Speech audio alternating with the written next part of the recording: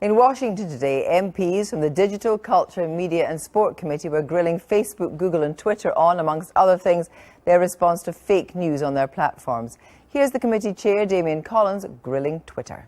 What we're here talking about is lies. Someone who's deciding to spread lies about someone else. They're not harassing them, they're not intimidating, they're not inciting violence against them, they're just spreading lies. And they're using the anonymity of Twitter to do that. There's basically nothing you will do about it as a company. The anonymity in our platform is not it's not a shield against breaking our terms of service. Telling lies on Twitter isn't a breach of the community guidelines and wouldn't require action to be taken against the account. That's what you're saying, isn't it? If that's the only ground, yeah. So take context into it, we do not have rules based on truth. Yeah. Okay. So is fake news such a big deal that it's necessary for UK politicians to head to Washington for, or is the DCMS committee getting a bit overexcited about a term that's had its day? With me in the studio is the right-wing campaigner and best-selling author Coulter, one of the very few people Donald Trump actually follows on Twitter. And joining from LA is the writer Laurie Penny. Good evening to you both. First of all, Coulter, does fake news damage society? Yes, that's why Donald Trump keeps attacking it. I mean, we live in democracies. People have to be informed. And for people at allegedly serious networks to be putting out lies about it. I mean, we went through, this happened long before Trump, but all the fake rape cases. Ferguson ripped the country apart. The alleged, shooting of an unarmed black man. And once Trump came along, it's been through the roof. But if you're in a situation where you're in an election campaign and a website which gets hits from nearly 800,000 people says that members of Hillary Clinton's campaign were involved in a satanic cult, that matters, doesn't it? Or does it not? Should the tech giants be actually filtering this stuff?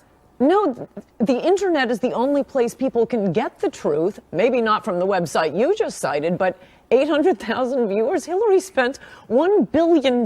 This idea that, bots putting likes on Facebook swung the election is so insane. That's fake news. So listen, you believe that things like CNN, ABC, NBC actually don't double source stories and put out fake news? It's worse than that. They are intentionally putting out fake news. The claim that Donald Trump admitted to groping a woman's, blank is a lie. He says on the tape, and they edit the tape to lie about it. Laurie they Penny, let you do it. You could win that as a summary judgment case in court, and they edit that part out of the quote. Laurie Penny, is it damaging to have not only fake news, but actually the idea that it doesn't necessarily matter? Laurie Penny.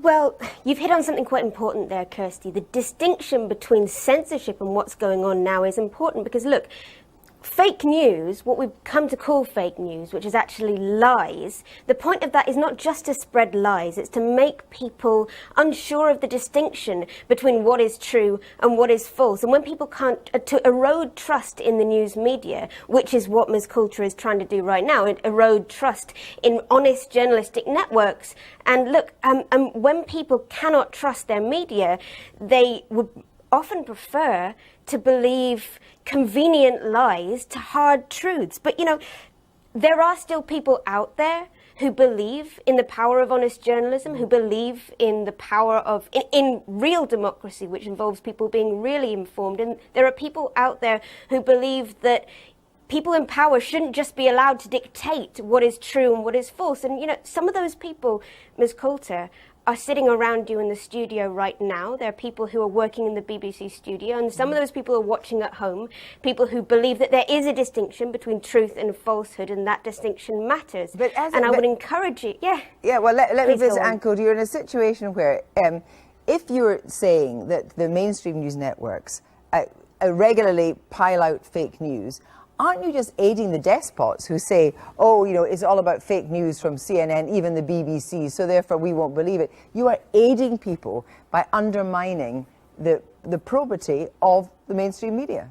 No, I'm actually citing lies that have been put out. It doesn't mean you don't believe everything, although that's where I think people would be erring. I mean, I do agree with your guest that the issue is censorship. Yeah. Who's deciding? I've just listed, including some categories of lies, 20 lies that have been and continue to be put out by the media. The claim that Donald Trump mocked a disabled man, not only was that a lie, but the Washington Post knew it was a lie because it had video proving that was a lie. They took down from their webpage. And your only lie is some website said Hillary's part of a satanic cult. Okay, how about she defended a rapist, her husband? No, hang on, but hang on. It does matter if a lie is told. So, but of this course satanic it does. cult, it really Kirsty, matters. May I come in here? It matters Yes, if a Laurie lie Penny. is told about Donald Trump. Are you Laurie finished? Penny. Satanic cult Are you doesn't finished? strike me as Laurie much of a Penny. Ms. Coulter, lie. are you finished? Laurie Penny. Are you finished? May I speak? Thank you very much. You just So wasted the word 30 salad, seconds. the word salad that you've just heard come out of Ms. Coulter's mouth is exactly what we're talking about. What she wants to do is not to make a distinction between what is true, what is not true.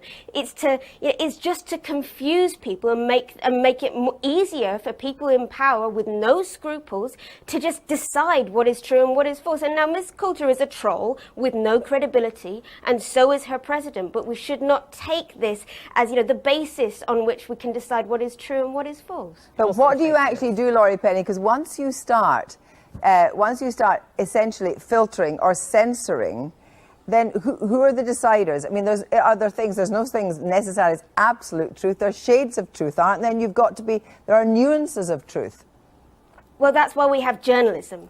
And journalism, as you know, Kirsty, you've worked at the BBC for a long time. Everybody around you in the studio has worked at the BBC for a long time. Journalism is still a thing that exists and matters, and there should be a distintion made between what is journalism and what is an opinion on the internet. Let's say about checking on things, Ann Coulter, because we already had the situation where you retweeted what purported to be a Muslim man attacking a young Dutch man. You retweeted it, and then you've got 1.8 million.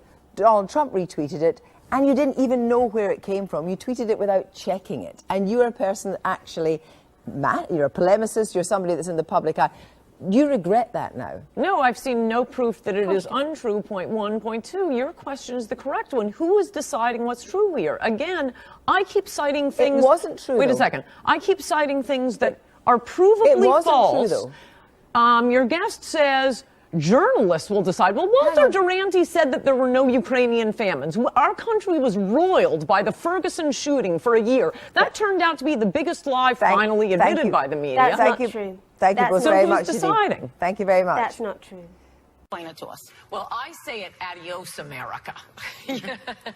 I say adios, America. Right. What it means is that the nation that has been so welcoming to immigrants, to women, to children, is an amazingly successful nation. And the Democrats do it for the votes. The rich do it for the cheap labor and the cheap maids. They strut around like they're Martin Luther King. No, who is our immigration policy hurting? And this is the post-1965 immigration. We're bringing in millions and millions of people from very poor cultures, from very backwards cultures. No, our social programs are for the American poor. They are for Let me just point out to you that you're for the sitting at this American table working next class. to two immigrants, and I don't think either of us qualify as poor maids. But I wanted to ask you, what's your family's but that's immigration what most story? Are you are. a Native American?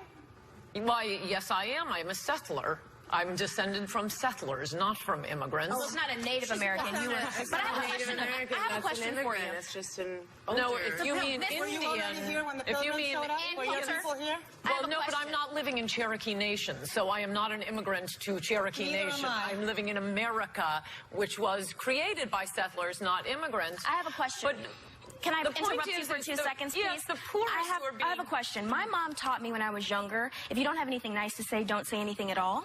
And why do you think that it's important?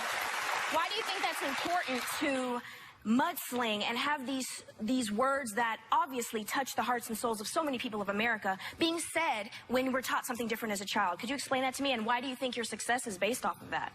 Well, I'm at least talking about policy. You have a position on what people's names should be.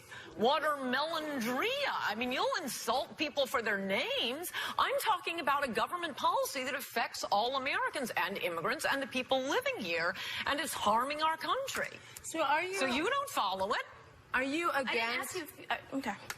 Are you against all immigration or just illegal immigration? No, right now, the entire immigration system, the bureaucracy has got to be shut down because it is being used to serve, again, the business elites, the upper classes, the people who get to have all the cheap maids. It's driving down. Again with the maids. Well, it's true, though. But that's not all immigration. This is what has led to, well, okay, but... No, but my mother came to this country in the 70s because there was a shortage of medical professionals who could do the job. That's and very unusual, this year, Not really. No, yes it is. There's also yes it is. Wait a minute, and have you been to a hospital? There are many doctors from Pakistan, India, a lot. Fabulous. But the point is, okay, but whenever people talk about the immigrants we like your mother, they cite the immigrants that aren't the majority of immigrants coming in. So fine, okay. If they're going to be doctors, you know what, Ann, but when we have a majority of immigrants are on welfare, why would any country bring Americans in? are on welfare. Why would period.